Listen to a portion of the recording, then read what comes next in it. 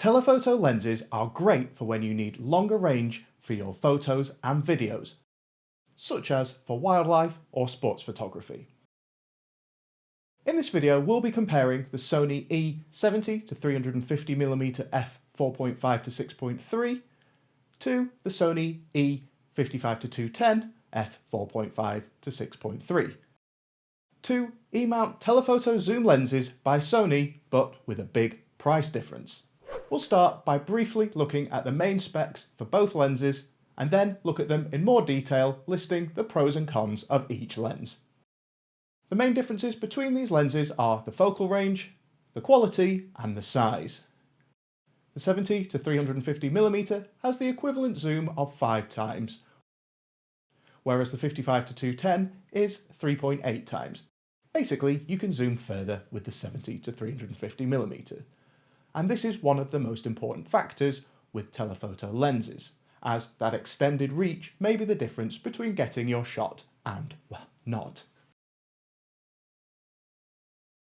You can see in this comparison, taken from the same spot with the same camera, the difference in the zoom between these two lenses. The 70-350mm just has that little extra reach.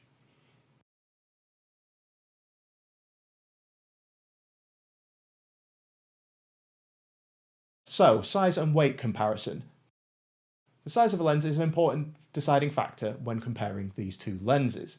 70-350mm is longer of the two lenses at 142mm long, whereas the 55-210mm is 108mm long, so 34mm shorter, which you can see there. Besides being longer, the 70-350mm is also has a much larger diameter of 77mm compared to the 55-210mm of 64mm of diameter. Again, you can see that it's just a bit wider. And the weight of the lens is especially important if you are planning to handhold your camera whilst shooting. The lens combination that you choose may define how long you can shoot for. The 55-210mm weighs 345 grams, which is significantly lighter than the 70-350mm, which weighs 625 grams. So yeah, I mean, not double the weight, but it's significantly more hefty. And that size difference as well is definitely something worth bearing in mind if you're going to be using this, say, as a travel lens or a lens you take away with you somewhere. And of course, the elephant in the room is the price. The difference currently between these two lenses is that the 70-350mm is listed for an eye-watering $950, whereas the 55-210 is just $240, which is a huge difference, especially for the budget-conscious amongst us. Though it's definitely worth mentioning, however, that the 70-350mm price does fluctuate a lot. That's just the current Amazon price. But I picked up mine around 6-7 months ago and it was closer to $550. I think it was like $575 or something, which is a huge difference. I don't know why it fluctuates that much, but is well worth looking around for at that lower price, because all of a sudden it starts to become a much more appealing option. And with that price difference, you will also see a difference in image quality, as I guess you would expect. For all of these examples I've used here, I've used the same camera, the same focal length, aperture and shutter speed, so the images should be as similar as possible.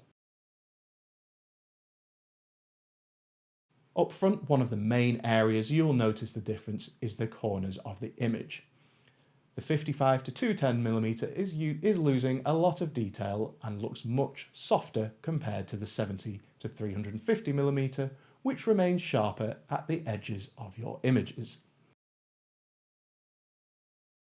Across the full range of comparable focal lengths shared by both lenses, so they both cover from around 70-210mm, the results are pretty consistent. The 70-350mm is definitely the sharper of the two lenses, and the colour and the contrast of the 70-350 definitely looks better, though I would say these differences aren't quite as noticeable as the sharpness. And talking of sharpness, in the middle of shots, it is fairly consistent across both lenses, both reasonably sharp to be honest, and it is certainly not horrible on the 55-210. The background blur differences between these two lenses is another big difference. This background blur or bokeh is much smoother with the 70-350mm, which gives a much more professional overall look to your shots. If you want to see my separate reviews of both of these lenses, I'll leave the links in the description. And if you're enjoying this comparison, please consider subscribing to the channel and dropping a like on the video. It helps me out a lot. So let's look at some similarities between these two lenses. And in many ways, yeah, they are pretty similar. They both have image stabilization built into the lens, which is a very useful feature, especially for video at those extended focal lengths. They both have the same maximum aperture range of f4.5 to 6.3. This means that neither is going to be an outstanding performer in low light.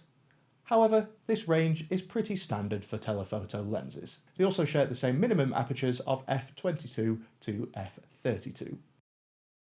Neither of these lenses are power zoom, which means the zoom extension is manual by twisting the barrel, and can't be operated by using the in-camera controls. So which lens should you buy? Well, of course, this comparison is unfair. Clearly, the 70-350mm is the higher spec lens with the bigger price tags. So in terms of range and image quality, it is definitely the better lens.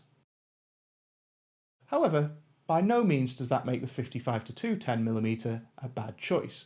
If you need a budget telephoto lens with decent reach and pretty good image quality, then it's well worth looking into. I used the 55-210 as my only telephoto lens for around 3 years and have been pretty happy with the images consistently over that time that it takes. I think if you know the limitations of this lens up front, then it can be a good choice. With the 70-350mm, it was my upgrade from the 55-210. The extra zoom was the main sell for me initially, but the better image quality, especially the sharpness and that background blur, has made it feel like a substantial upgrade. And is definitely one you should look at if you can find it at a lower price. So are you using either of these lenses for your Sony camera or a different telephoto lens? Let me know in the comments below.